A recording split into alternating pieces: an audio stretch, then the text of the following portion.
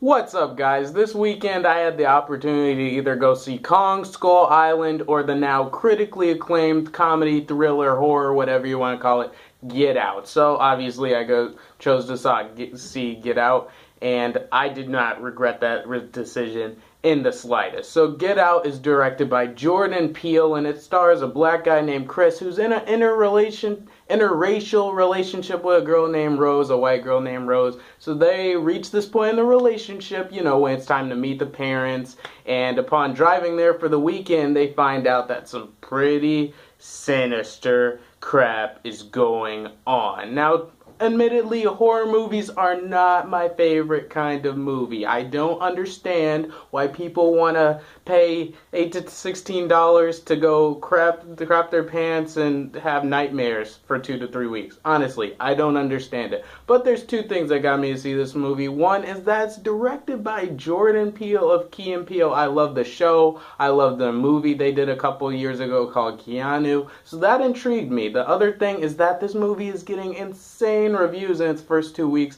It was just this week alone that it dropped from 100% to 99, which is still insanely high. So if those are not two things that had me put on the big boy pants and suck it up and go see a film, or type of film that I'm not particularly comfortable with, nothing else will. So the first thing, starting off, what I loved about this movie is that it's so funny. It has that Key and Peele type humor in it. By the end, I felt like, wow, this was just a really well directed, creepy Key and Peele horror sketch.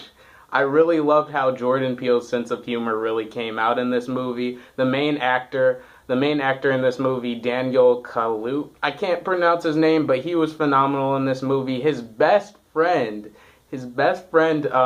periodically pops up. He's in like a detective bureau. He's trying to get to the bottom of what's going on, and he was phenomenal in this movie. Every time he was on screen, he absolutely stole his scenes. I'd like to see more from him.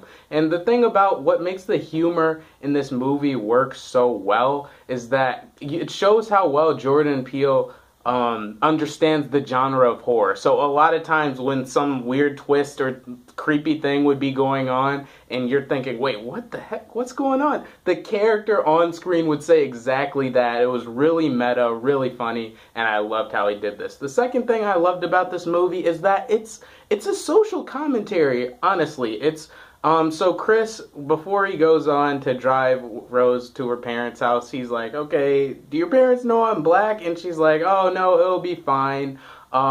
Yeah, my dad would have voted for Obama a third time if he had the chance. And stuff like that, where it's like, this movie really does a great job of exploring covert, passive-aggressive racism. And that's not something you see in a movie a lot nowadays. It was really great how the movie, not completely subtly, but not overtly either. It addressed these points of race in America that we don't always think about and don't always see in film. So it was an excellently done social commentary in that aspect. The third thing was just this movie is not what I expected. From the trailers and what I was hearing at first, I thought it was just going to be a completely scary, jump scares left and right, over-the-top horror movie, and I can say it really wasn't that. It was definitely more along the lines of a thriller, and that genre works a lot well for this movie because nothing